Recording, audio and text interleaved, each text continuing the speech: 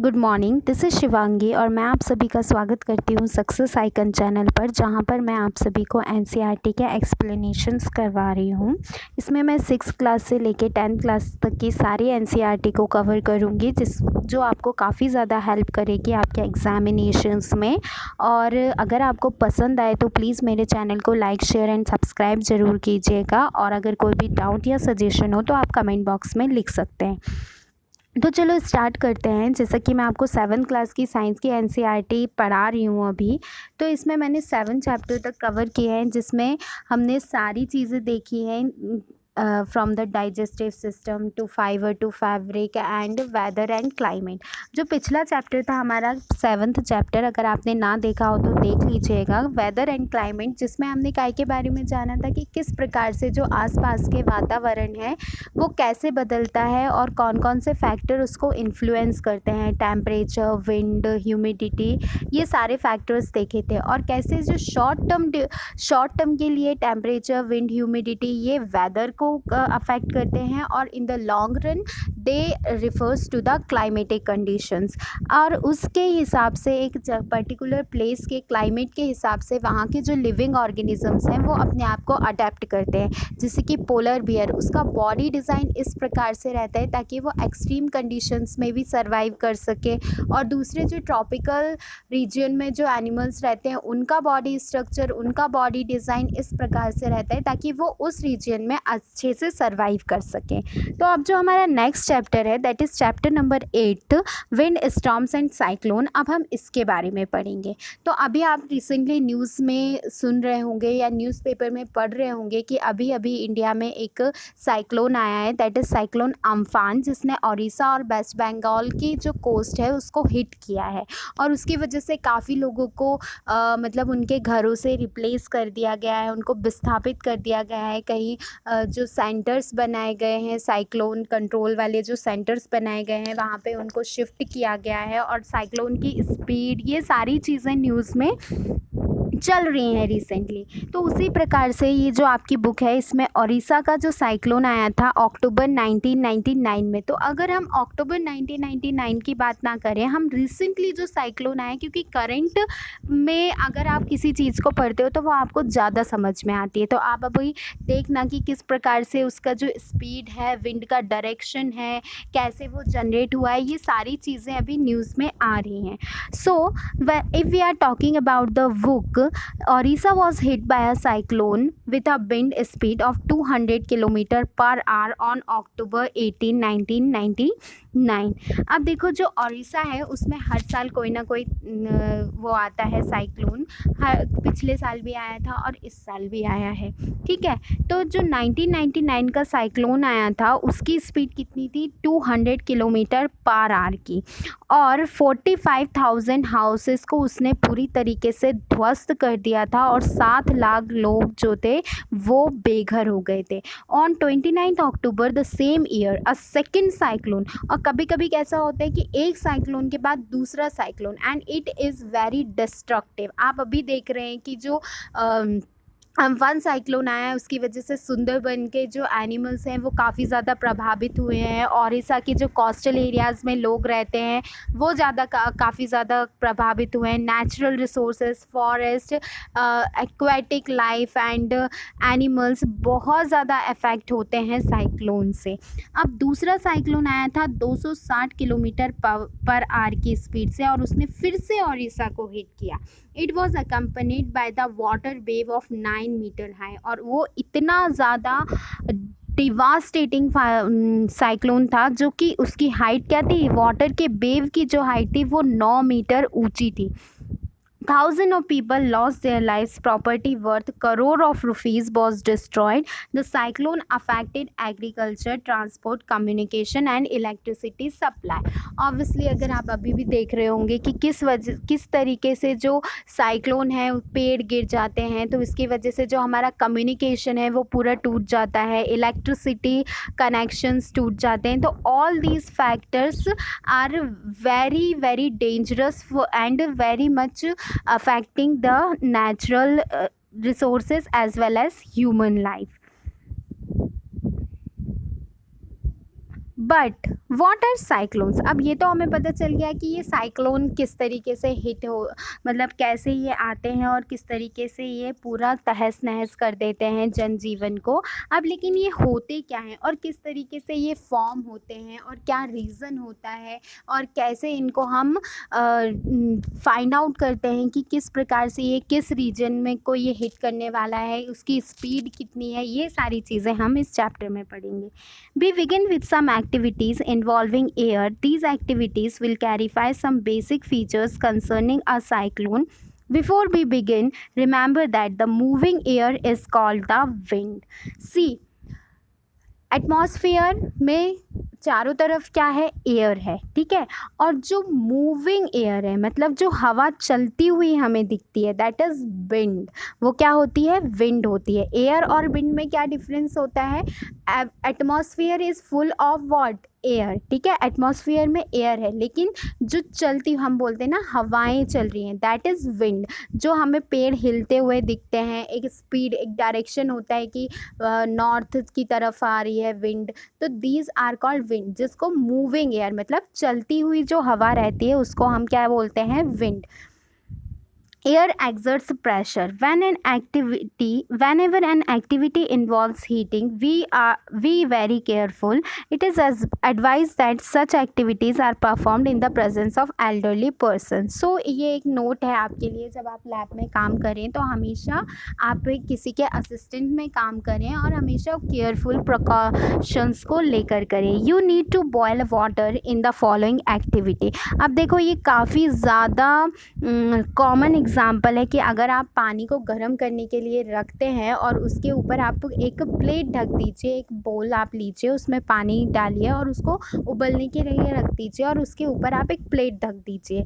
अब जब पानी बहुत ज़्यादा उबल जाएगा तो आप देखेंगे कि जो उसका प्लेट है वो हिलने लगती है ना, ऊपर को उठने लगती है। तो ये क्या शो करता है कि जो एयर है, वो जो स्टीम इतना ज़्यादा हो जाता है कि वो उसका जो लिड हमने ढका है वो ऊपर उठने लगता है।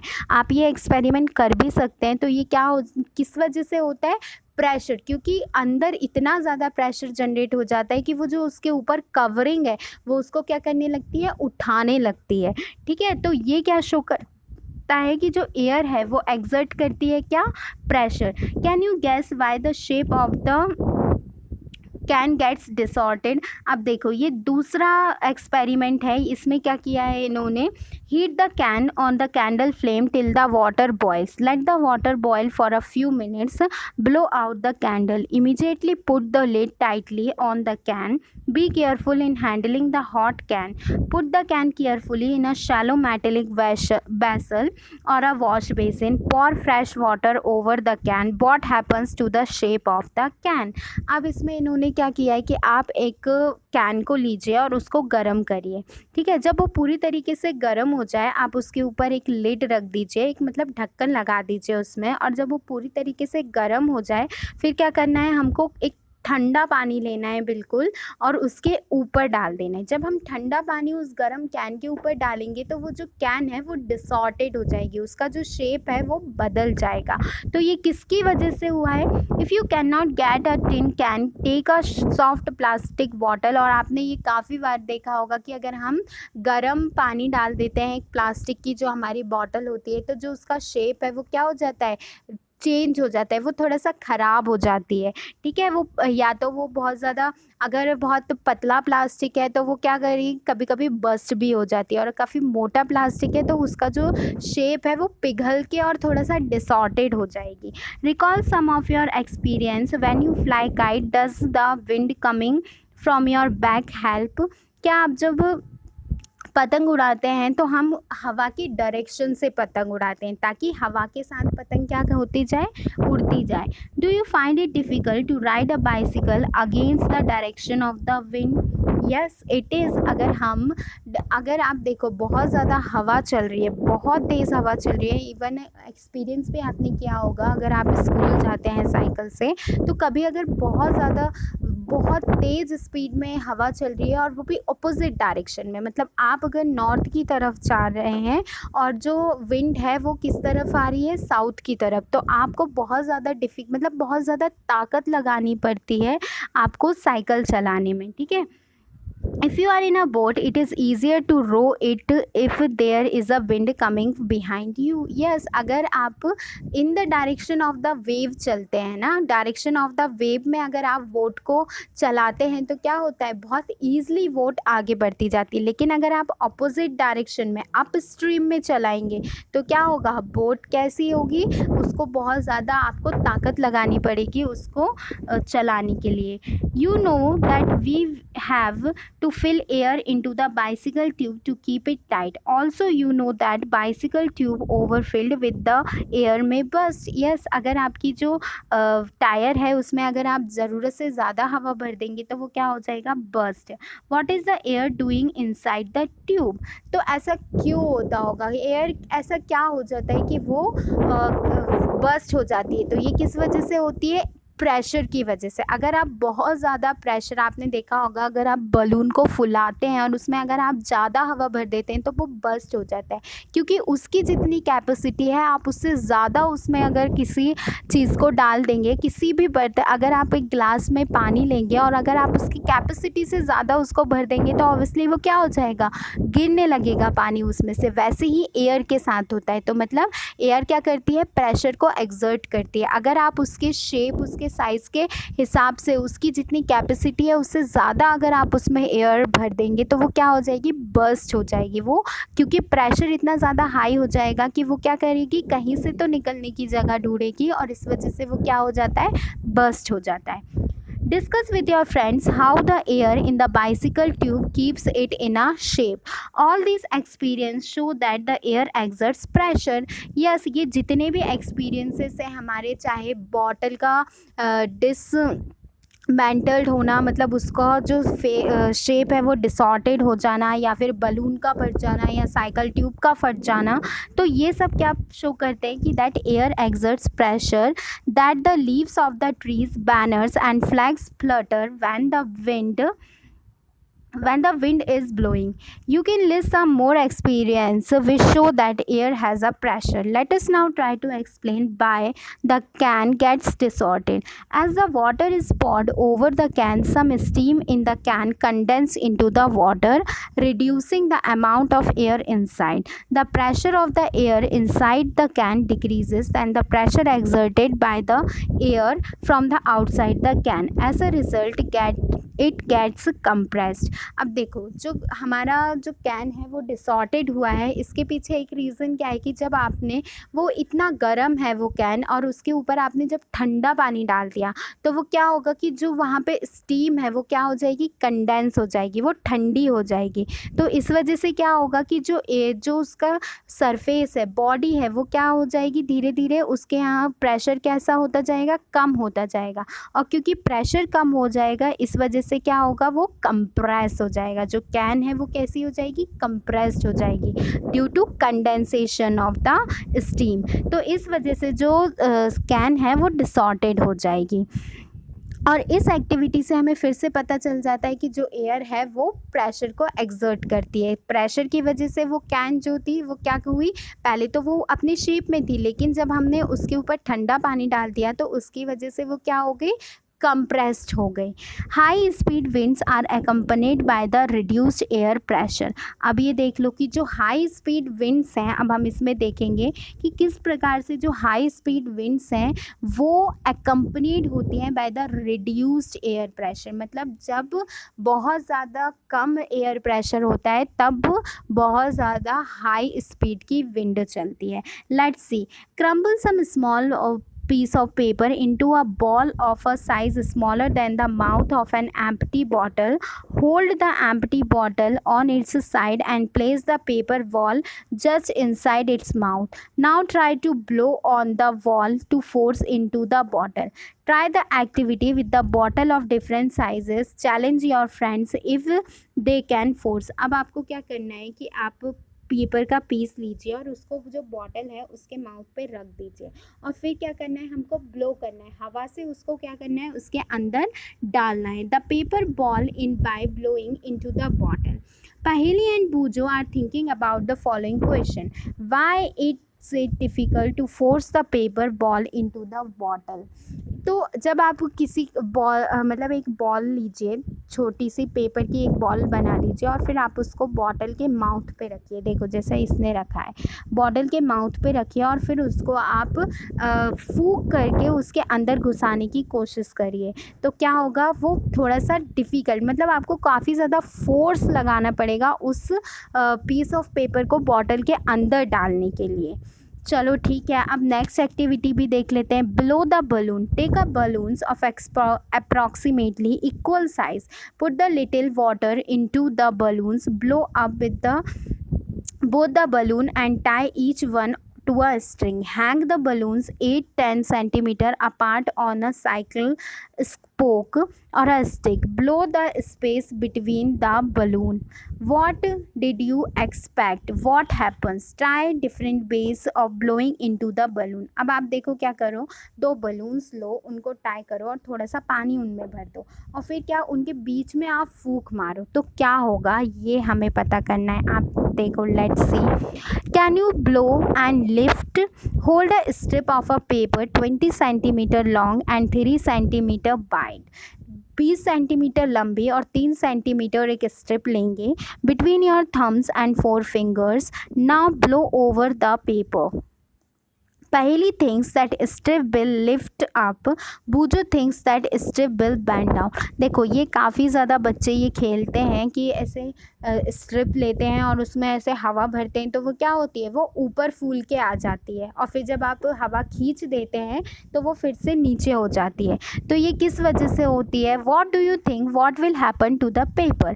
क्या होगा, वो जब आप उसमें हवा भरोगे तो वो क्या हो जाएगी, ऊपर हो जाएगी, वो एकदम फूल के सीधी हो जाएगी, है ना। और जब आप छोड़ दोगे तो वो फिर से नीचे बैंड हो जाएगी। ये देखो इस प्रकार से जब आप हवा को भरोगे तो वो सीधी ऐसी हो जाएगी। Then when we blow into the mouth of the bottle, the air near the mouth is higher speed. This increases the pressure there. The air pressure inside the bottle is higher than near the mouth. The air inside the bottle pushes the ball out. अब क्या होता है, जब आपने first experiment किया था कि जो बॉल आप जब उसको बॉटल के अंदर डाल रहे थे तो वो उसमें हमें काफ़ी ज़्यादा फोर्स लगाना पड़ रहा था। क्यों? क्योंकि जो प्रेशर है बॉटल के इनसाइड में वो ज़्यादा है as compare to the pressure near our mouth. And when you blew between the balloons, they moved towards each other. अब आप देखो 2 बलून्स के बीच में अगर आप फूंक मारोगे तो वो क्या करेंगे, एक दूसरे के पास आएंगे।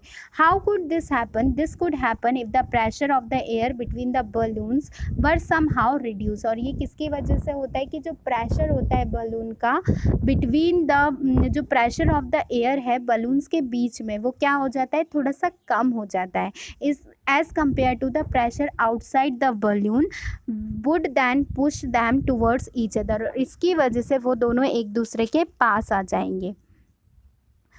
When you blew over the paper strip, it went upward. Again, this could happen if the blowing over the paper reduced the air pressure above the strip. और जब आप पेपर स्ट्रिप के अंदर आप एयर को फूंक करके आप उसमें एयर को फिल करते हैं तो वो क्या हो जाती है, वो सीधी हो जाती है, ठीक है, ऊपर की तरफ आती है। क्यों आती है? क्योंकि blowing over the paper reduces the air pressure above the strip. जब आप ब्लो करते हैं एयर को तो जो एयर प्रेशर है अबव द स्ट्रिप वो कम हो जाता है। Increased wind speed is Indeed accompanied by the reduced air pressure. मतलब कि जो विंड की स्पीड है वो इंक्रीज कब होती है, जब वहाँ पर कैसा प्रेशर रहता है एयर का, रिड्यूस्ड, मतलब कम एयर प्रेशर रहता है। Can you imagine what will happen if the high speed winds blue over the roofs of the building?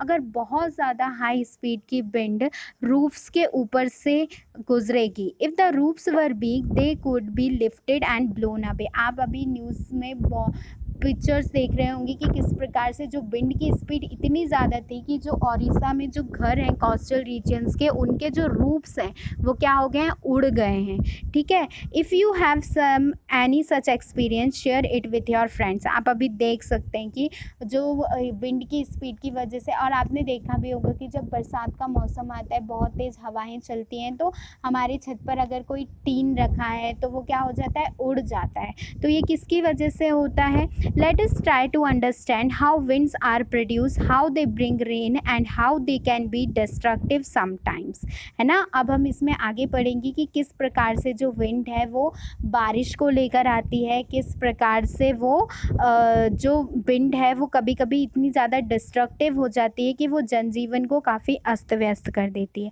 You already know that when air moves it is called wind.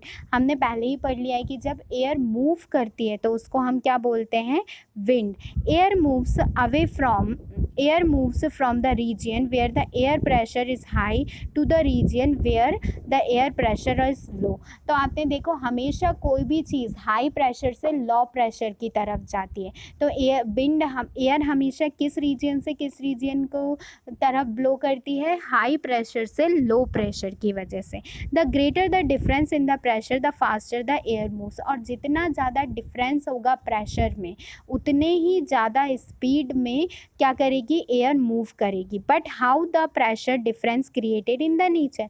पर किस वजह से जो इस pressure है वो डिफरेंस, प्रेशर का जो डिफरेंस है वो नेचर में क्रिएट होता होगा। Let's see, it is the difference in temperature. Is the difference in temperature involve. क्या इसमें जो टेम्परेचर का डिफरेंस है वो भी इन्वॉल्व होता है। Let's C, air expends on heating. अब देखो हमने देखा है कि जो एयर है वो क्या होती है, एक्सपेंड होती है जब हम उसको हीट करते हैं। Take a boiling tube, stretch a balloon tightly over the neck of the tube. देखो ये जो एक्सपेरिमेंट है आपको मैं बताती हूँ, कहाँ गया।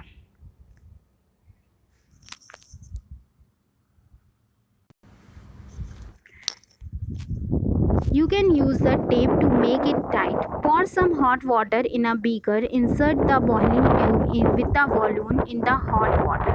Observe for 2-3 minutes for any change in the shape of the balloon. Take the tube out. Let it cool down to the room temperature. Take some ice cold water in another beaker and place the tube with the balloon. अब देखो ये हमने balloons लिए हैं, इनको हमने एक test tube में हमने लगा दिए हैं, ठीक है। नेक ऑफ द बॉइलिंग ट्यूब में हमने लगा दिए हैं इनको, ठीक है। फिर हमने पहले balloon tied over the neck of the boiling tube, ठीक है। पहले हमने बॉइलिंग ट्यूब में एक बलून को लगाया, फिर उसको हमने हॉट वाटर में रखा और फिर हमने उसको कोल्ड वाटर में रखा।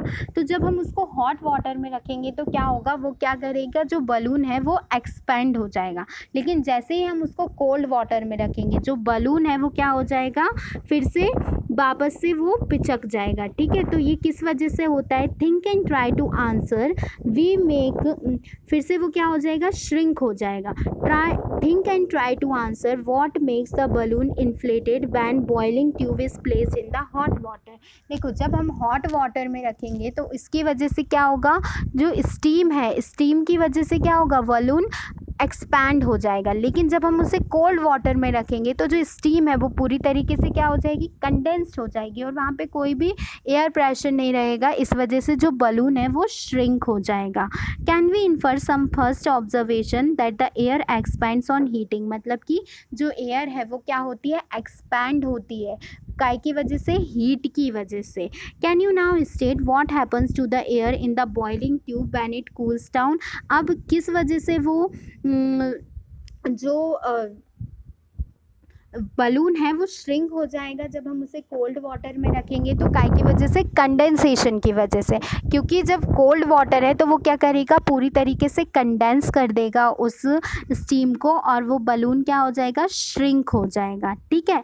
Now take a paper bag और empty paper cups of a small size, hang the two bags in the inverted position on the two ends of the metal or the wooden stick. Take a piece of the thread in the middle of the stick. Hold the stick by the thread as in a balance. Put the burning candle below one of the bag.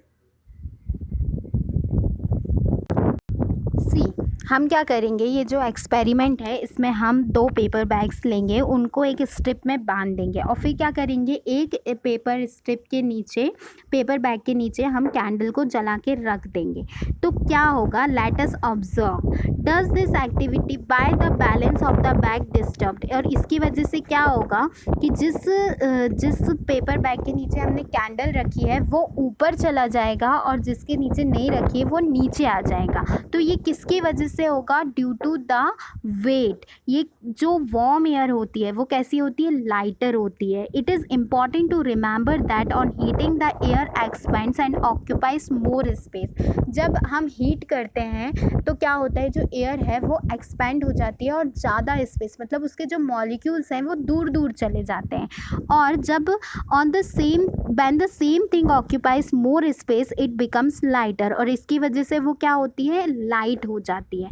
The warm air is therefore lighter then the cold air, और इसकी वजह से जो warm air है वो क्या होती है, लाइट होती है as compare to the cold air. That is the reason that the smoke goes up, और इसी वजह से क्या होता है, जो स्मोक है वो क्या हो जाता है, ऊपर जाता है, क्योंकि वो कैसा होता है, वार्म होता है।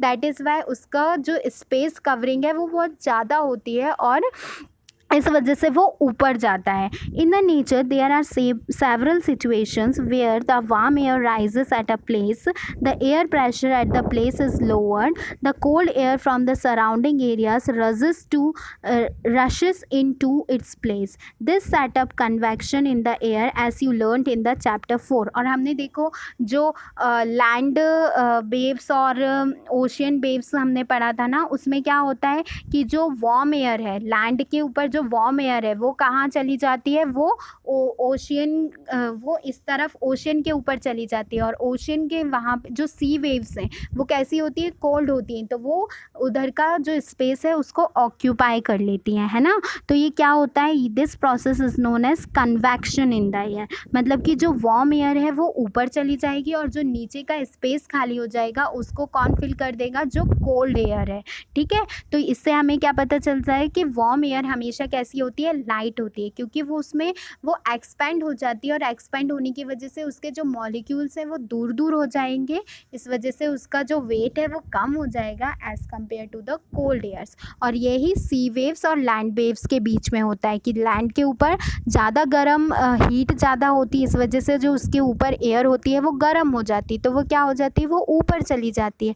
और जो सी रहती है उसके ऊपर जो एयर है वो कोल्ड है, तो वो क्या करेगी, सी से जो सी के ऊपर जो एयर है वो लैंड के यहाँ का स्पेस कवर कर लेगी, और जो लैंड के ऊपर का एयर है वो ऊपर जाती जाएगी, because it is light. So thank you so much. अगर आपको अच्छा लगा हो तो please like, share and subscribe ज़रूर कीजिएगा। आई होप आपको सब समझ में आया होगा। ये हमारा पार्ट 1 है और फिर अगले पार्ट में हम विंड करेंट्स के बारे में पढ़ेंगे। Okay, thank you.